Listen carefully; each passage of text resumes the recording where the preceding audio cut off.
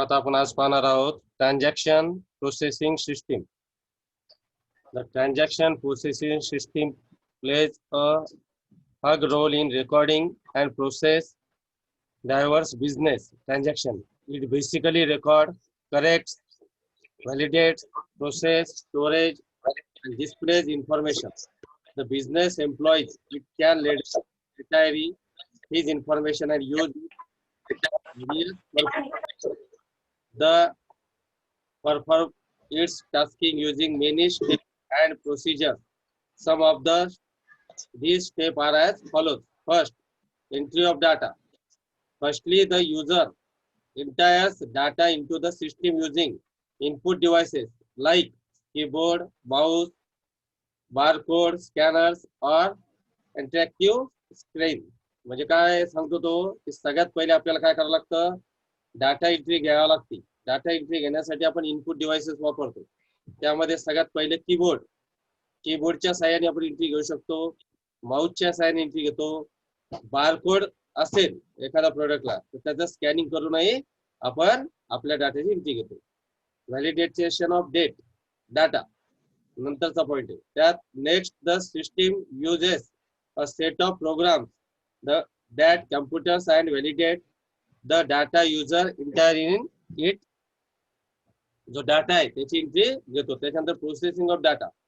once the system validate the data and check its accuracy, it then process it on the basis of the users command. म्हणजे users command काय करतात की जी data त्याचा data कोणत्या एंट्रीला आपल्याला व्यवस्थित घ्यायचा त्याचा ॲक्युरेसी पाहते आणि मग एंट्री घेतल्या जाते. Storage of data. After processing data, the system either in its short-term memory or the long-term on. This depend on the user's command. म्हणजे आपण तो डाटा किती काळासाठी स्टोअर ठेवायचा किंवा कसा ठेवायचा याची जे आपण कमांड देऊ त्या पद्धतीने तो डाटा सेव्ह केला जातो. Reporting of information. Finally proceeds. Data is now called information which is displayed to the using in predetermined forms. म्हणजे रिपोर्ट ऑफ इन्फॉर्मेशन. आपण जे रिपोर्ट केला त्याचा फॉर्म आपल्याला भरला जातो आणि आपल्याला सगळी माहिती भेटते. त्याच्यानंतरचा मुद्दा आहे difference between manual accounting and computerized accounting. म्हणजे मॅन्युअल अकाउंटिंग आणि आताची आलेली कॅम्प्युटर अकाउंटिंग याच्यातला फरक काय. सगळ्यात पहिला फरक आहे recording of transaction. Recording of transaction मध्ये मॅन्युअल मध्ये काय करावं लागायचं आपल्याला, ट्रान्झॅक्शन्स आर रेकॉर्डेड मॅन्युअली. म्हणजे प्रत्येक ट्रान्झॅक्शन माणूस काय करायचा हाताने रेकॉर्डिंग करायचा. पण कॅम्प्युटराइज मध्ये काय झालं, transaction are recording using computer. आता आपण रेकॉर्डिंग करण्यासाठी कशाचा वापर करायला लागलो, कॅम्प्युटरचा. म्हणजे कोणतेही ट्रान्झॅक्शन रेकॉर्ड करताना आपण कॅम्प्युटरवर त्याला टाईप करून रेकॉर्ड करायला लागलो. Storage. Transaction are storage in volumes of books. जुन्या पद्धतीमध्ये जेही डाटा आहे त्याचं स्टोरेज करत असताना खूप प्रकारचे पुस्तकं वापरायला लागायचे. म्हणजे लेजर बुक, जर्नल बुक, त्याच्यानंतर प्रत्येकाच्या उधारीचे बुक, नगदी व्यवहार, याच्या सगळ्याचे बुक आपल्याला लिहावं लागायचे आणि त्याच्यात स्टोरेज केले जायचे. पण आता काय व्हायला लागलं, transaction are store in whole decision database. आता सगळं स्टोरेज हे कॅम्प्युटर मध्ये डाटाबेस मध्ये व्हायला लागलं. आपण एंट्री केली की त्या लेजर मध्ये त्याचं स्टोरेज होतं. आपल्याला समजा जर्नल एंट्री पाहिजे, जर्नलला क्लिक केलं जर्नल एंट्री दिसते, लेजर पाहता येतं, कोणत्या तारखेचं पाहिजे तेही आपल्याला याच्यात बघता येतं. तिसरा आहे preparation of ledger account, trial balance and financial statement. म्हणजे काय करायला लागायचं की ledger account, trial balance and financial statement are prepared manually. म्हणजे प्रत्येक खात्याचं लेजर बुक हे मॅन्युअली बनावं लागायचं. हे बनावं लागलं प्रत्येकाचं बॅलन्स काढावं लागायचं. प्रत्येकाचा बॅलन्स काढल्यावर त्याच्या टोटल मारा लागायच्या आणि आपल्याला दाखवा लागायचं. ट्रायल बॅलन्स प्रत्येकाचं वेगवेगळं तयार करावं लागायचं. फायनान्शियल स्टेटमेंट, प्रत्येक स्टेटमेंट उधारीचं, नगदीचं, जेही असेल खरेदी विक्रीचे स्टेटमेंट बनावं लागलं. पण आता काय झालं कॅम्प्युटर अकाउंट मध्ये, once journal entries are passed on subsidiary book are entire, data are proceed automatically and ledger account, trial balance and balance sheet are automatically print. आता कॅम्प्युटर मध्ये काय झालं की त्याला कमांड दिला गेला. आपण एखादी उदाहरणार्थ गुड्स परचेस याची एंट्री घेतली, goods account debit to cash account entry घेतली, ऑटोमॅटिक गुड्स अकाउंटच्या डेबिटला टू कॅश लिहिला चाललं. कॅश अकाउंटच्या क्रेडिटला बाय गुड्स लिहिल्या चाललं, त्याचं लेजर तयार व्हायला लागलं आणि त्याचं बॅलन्स ही ट्रायल बॅलन्स मध्ये ऑटोमॅटिकली जायला. म्हणजे प्रत्येक लेजर बनवायची गरज आपल्याला पडत नाही. त्याच्यानंतर चौथं आहे preparation of report, analysis of financial statement manually. काय लागलं report, analysis of financial statement prepare annually.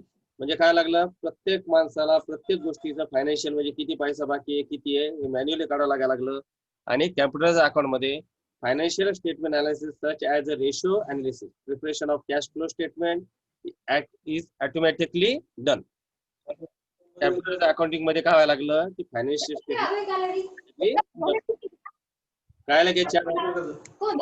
Hello, 4 मुद्दे समजले का? हो सर. काय समजलं सांगा 4 मुद्दे.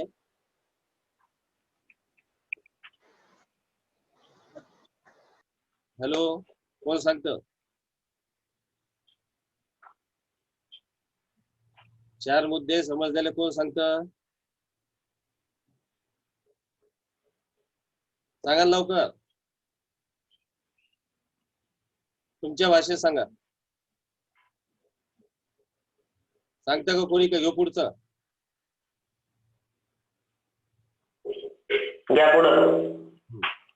या 5वा मुद्दा, time involved. It take lot of time as everything from journalize to report is to be done manually. म्हणजे पहिले काय व्हायचं की जर्नल एंट्री करण्यामध्ये खूप मोठ्या प्रकारचा टाइम जायचा, खूप मोठ्या प्रकारचा टायमिंग लागायचा, कारण प्रत्येक एंट्री घेणं, त्याचं टोटल मारणं, एंट्री बरोबर आहे का चेक करणं. आता lots of time is taken only passing journal entries or entries data in subsidiary book or dates are entire preparation ledger account, trial balance and financial statement or report journalization is done within second. आता काय लागलं capitalise accounting मध्ये की एकदा journal entry घेतली की automatically त्याचं subsidy book मध्ये कन्व्हर्शन व्हायला लागलं, त्याची लेजर पोस्टिंग व्हायला लागली, ट्रायल बॅलन्स व्हायला लागलं आणि लगेच आपल्याला काही सेकंदातच आता आपल्या हातात किती बॅलन्स शिल्लक आहे. आलं लक्षात?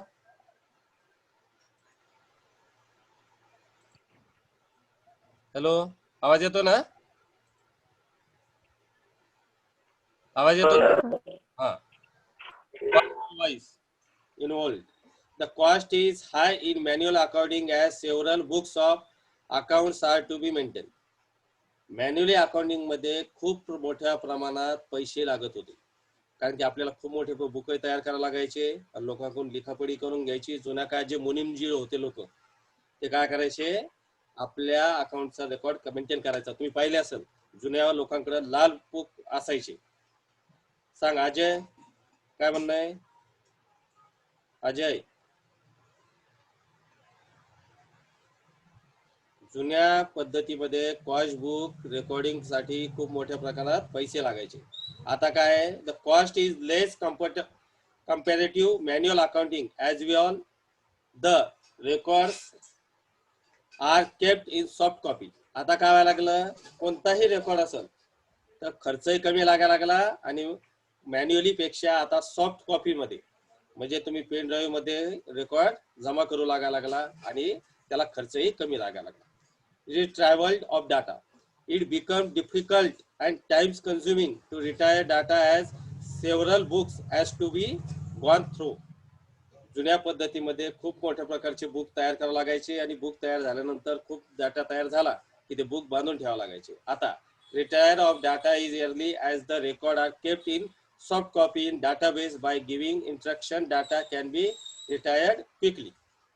जुना जो डाटा आहे आता डाटाबेस मध्ये काय व्हायला लागला की त्याची सॉफ्ट कॉपी मध्ये आपल्या डाटाबेस मध्ये असल्यामुळं कॅम्प्युटर मध्ये तो सेव्ह राहायला लागला. आणि सेव्ह राहिल्याने काय व्हायला लागलं की आपल्याला जेव्हाही डाटा पाहिजे कोणत्याही वर्षीचा, आपण 2 मिनिटात ती तारीख टाकली, त्या वर्षीचा आपल्याला डाटा पाहता येऊ लागला. Accuracy, certainty, clearly errors such as arithmetically errors in carrying forward its can happen. जुन्या पद्धतीमध्ये जर एखादं एरर्स तयार झालं किंवा एखादी चूक झाली तर ती चूक पुढं वर्षानुवर्षे ती तशीच चालायची. पण आता काय व्हायला, if the input gives is correct the output is also correct. Arithmetically errors in carry forward will not happen provide programming is correct. जर एखादी एंट्री चूक झाली आणि ती जर त्या प्रोग्राम मध्ये बसली नाही तर ती एंट्री तो कॅम्प्युटर घेतच नाही. चुकून एखादी एंट्री दुसऱ्या बुक मध्ये करायचा प्रयत्न केला तर कॅम्प्युटर दाखवतं एंट्री तुमची चुकत आहे आणि चूक होण्याचं प्रमाण हे कमी झालं, अॅक्युरेसीचं प्रमाण वाढलं.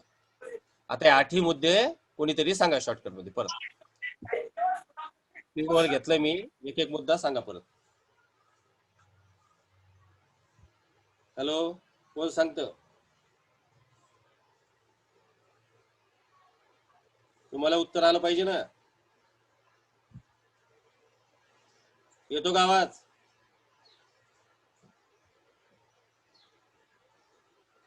हॅलो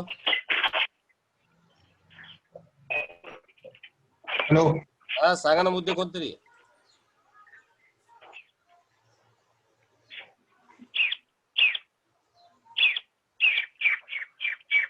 सांगा लवकर. 8 मुद्दे की मॅन्युअल अकाउंटिंग आणि कॅम्प्युटर अकाउंट मधले फरक काय? मी एक एक विचारू का, तुम्ही सांगता तसं?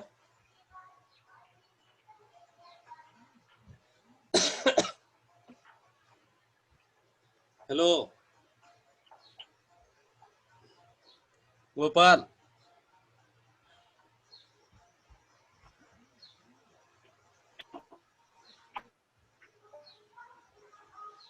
सांगा लवकर. कोणीच सांगत नाही.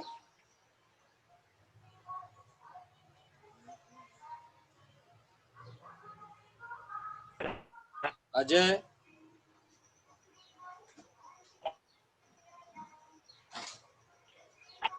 एकाला सांगता येत नाही का? हा सर. सांग ना मग. सर मी नव्हते सर, आता आलो मी सर. काल नव्हतो, आज मी चांगलंय. आलो. हॅलो. हा सांग. पूर्ण मुद्दे सांगायचे ना सर. मॅन्युअल अकाउंटिंग पहिलं बेसिस होतं रिकॉर्डिंग ऑफ ट्रान्झॅक्शन. तर मॅन्युअल अकाउंटिंग मध्ये ट्रान्झॅक्शन जे आहे ते मॅन्युअली रेकॉर्ड केले जायचे, म्हणजे हाताने लिहिले जायचे. बुक्स मध्ये त्याची रिकॉर्डिंग बुक मध्ये राहायची. पण कम्प्युटराइज अकाउंटिंग आल्यापासून transaction are recorded using computers, म्हणजे याच्यानंतर जी पुढची रिकॉर्डिंग आहे ती पूर्ण कम्प्युटर्स मध्ये करतो आपण सध्या कम्प्युटराइज्ड अकाउंटिंग मध्ये. त्याच्यानंतर दुसरं होतं स्टोरेज, म्हणजे ते जमा कुठं व्हायचे.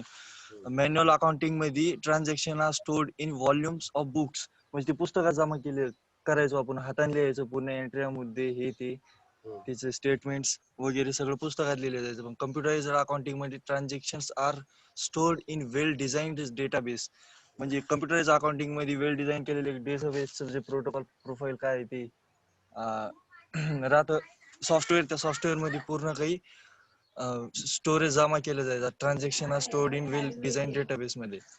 त्याच्यानंतर तिसरे preparation of ledger account and trial balance and financial statements, जे ट्रायल बॅलन्स हे फायनान्शियल स्टेटमेंट्स हे आणि लेजर अकाउंट आहे ते सगळं जे मॅन्युअल अकाउंट आहे त्यामध्ये ledger account trial balance and financial statement हे पुऱ्या हाताने स्टोअर केले जायचे, मॅन्युअली केले जायचे, स्वतः करावं लागत होती. पण याच्यानंतर जे कम्प्युटराइज्ड अकाउंटिंग याच्यामध्ये एंट्री एकदा मारली आपण, समजा पास केली, subdocument books are entered, data are processed automatically and ledger accounts trial balance and balance sheet are automatically prepared, म्हणजे एकदा की आपण सॉफ्टवेअर मध्ये त्याची एंट्री टाकून दिली ते ऑटोमॅटिकली प्रोसेस होऊन ते स्टोरेज मध्ये जमा होऊन जाते ती एंट्री. त्याच्यानंतर होतं preparation of report. Analyze the financial statements are prepared manually. Manual account मध्ये रिपोर्ट जी आहे ती मॅन्युअली लिहावी लागत होती. आणि त्याच्यानंतर कम्प्युटराइज अकाउंटिंग आलं, त्याच्यामध्ये financial statements analyze such as ratio analysis, preparation of cash flow statements is automatically. Computerised accounting मध्ये फायनान्शियल स्टेटमेंट अनालाइज करून ते सच एज रेशो अनालिसिस, समजा रेशो अनालिसिस घेतलं ते सगळं ऑटोमॅटिकली प्रोसेस होती त्याची आणि ती ऑटोमॅटिकली पुढं जमा केली जाते. त्याच्यानंतर 6वं होतं time involved. It takes a lot of time. Manual मध्ये जे आहे ना टाइम खूप लागत होता, हाताने लिहायचं म्हणल्यावर बराच टाइम लागायचा एंट्री पाडायला त्याला. त्याची ट्रायल बॅलन्स ते तयार करायला. पण कम्प्युटराइज्ड अकाउंटिंग मध्ये खूप मोठा टाइम वाचवला जातो. त्याच्यामध्ये एकदा काही एंट्री पास केली तर डाटा झाला सबटेनर बुक्स मध्ये जातो आणि सॉफ्टवेअरद्वारे डायरेक्ट एंट्री कन्वर्ट होऊन जाते आणि ती स्टोर पण होऊन जाते. त्याच्यानंतर cash involvement. The cost in high manual accounting are several books are accountings are maintain. जर कॉस्ट जे मॅन्युअल अकाउंटिंग मध्ये बुक्स लागत होत्या, खूप मोठ्या पुस्तकं लागायची, ते सांभाळून ठेवावे लागत होते त्यासाठी. पण कम्प्युटराइज अकाउंटिंग मध्ये कसं आहे, the cost of less compared to manual accounting. Manual accounting पेक्षा कमी कॉस्ट लागतो, कमी खर्च लागतो एंट्री मारल्यानंतर. एकदा सॉफ्टवेअर मध्ये एंट्री मारली आपण की ती सेव्ह होऊन जात होती. त्याच्यानंतर आहे retrieval of data. It become difficult and times consuming to retrieve data as. Manual accounting मध्ये डाटा रिट्रीव्ह करण्यासाठी अवघड होतं, पण कम्प्युटराइज अकाउंटिंग मध्ये डाटा रिट्रीव्ह करणं आणि रेकॉर्ड करणं सोपं आहे सॉफ्ट कॉपी मध्ये पण. Accuracy. इतकेच Accuracy. accuracy. Hmm. Accuracy. Certain clerical errors such as automatical errors in carrying forward etc can happen. Books मध्ये जेव्हा आपण एंट्री लिहित असतो तेव्हा चुकी होण्याची शक्यता जास्त असते, पण कम्प्युटराइज जी सॉफ्टवेअर बेस सिस्टीम आहे त्याच्यामध्ये चुकीचे प्रमाण कमी राहते आणि करेक्ट पण करता येते त्याच्यामध्ये जास्तीत जास्त. याच्यामध्ये खाडाखोड होते लिखाण कामामध्ये. बरोबर. आता पुढचा मुद्दा आहे टॅली अँड इट्स इतकेच. Advantages and benefit of Tally ERP 9. The demand for tally course is increasing day by day. We are aware of the term tally, but what is tally?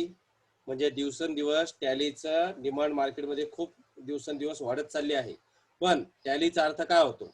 You often use the term tally while calculating big number or in school when you were taught the use of tally table to solve number problems. But the term tally which we are referring to is the name of the software which is preferred widely by small, mid-size and large entrepreneurs of accounting and inventory management.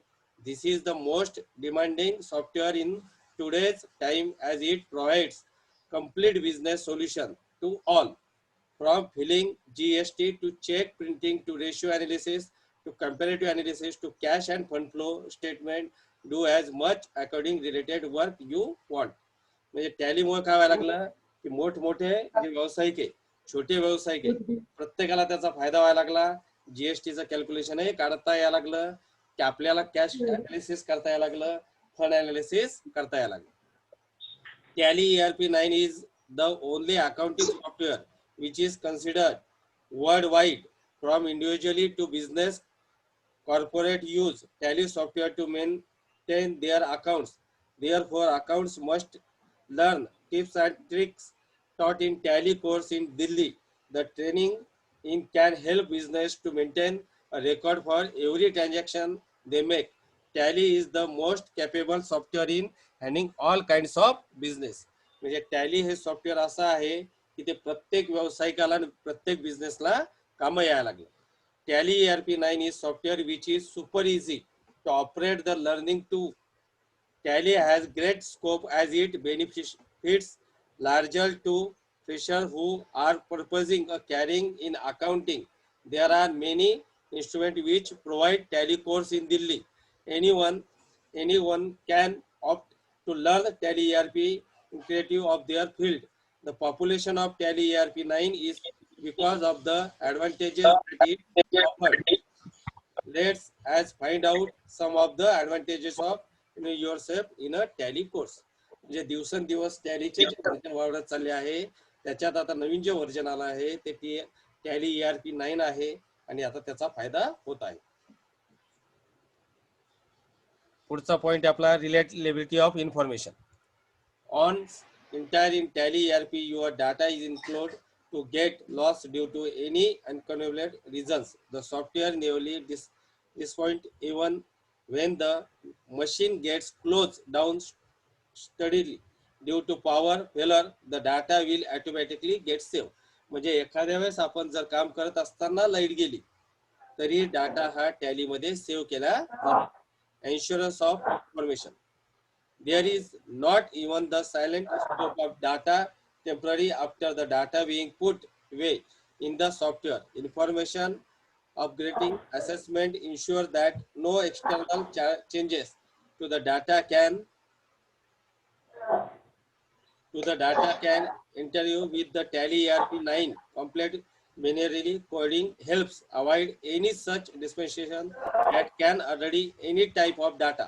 The functionality of Tally ERP may sound complex to you, but once you start your Tally course, the complete will soon diminishing and you will find this software much useful set codes. म्हणजे tally हा आपला data safe राहतो आणि आपण त्याला जर code दिला तर त्या कोडने आपण आपला डाटा पाहू शकतो. इथपर्यंत कोणाला काय अडचण आहे का?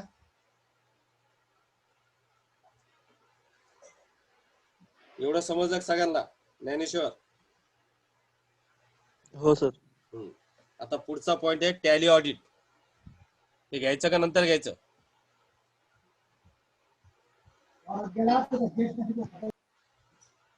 टॅली ऑडिट पॉइंट घेऊन मग संपू. पहा tally audit. Audit have been done by a certificate client to double check the entry made for the prescription. The administrative right are given to certain client to do audits. It can be discretion of someone improve the data without leading know anybody, right? If some faculties are incorrect or one need or to change an entry, the name of the client displayed on the screen. This help maintain the privacy and trust that are needful in the field of accountancy. म्हणजे tally audit म्हणजे काय? आपण जो data fill केलेला आहे त्याचं परत एकदा अंकेक्षण करून पाहणं. जर डाटा राईट वाटला तरच आपण तो डाटा करायचा, नाहीतर आपण त्याच्यात चेंजेस करू शकतो. त्याला म्हणायचं टॅली ऑडिट. आता आपण पुढच्या मुद्द्यात नंतर घेऊ पुढच्या लेक्चरमध्ये. काय टॅली ऑडिट पर्यंत झालेलं आहे, सगळ्यांनी एवढं लक्ष ठेवा.